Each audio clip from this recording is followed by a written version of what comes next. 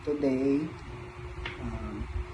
I will demonstrate the proper steps of CPR of cardiopulmonary resuscitation. CPR is an emergency procedure used when someone's heart has stopped beating or they are not breathing. Step 1. Check the scene before helping. Make sure the area is safe for you and the person. Look for danger like traffic, fire, or sharp objects. Step 2. Check responsiveness. Tap the person on the shoulders and shout, "Are you okay?" If they not respond, move to the next step. Step 3. Call for help. Call emergency service immediately or ask someone nearby to call. If an automated external defibrillator is available, ask someone to get it. Step 4. Check breathing.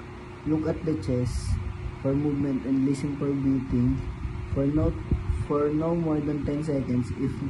If the person is not breathing, normally begin CPR. Hello? Are you okay?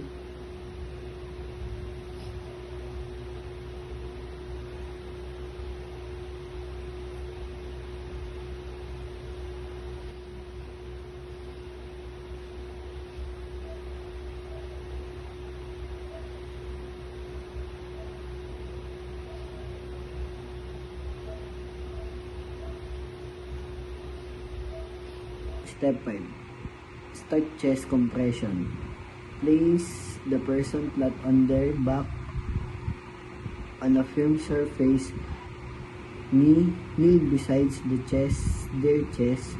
Place the heel of one hand in the center of the chest. Put your other hand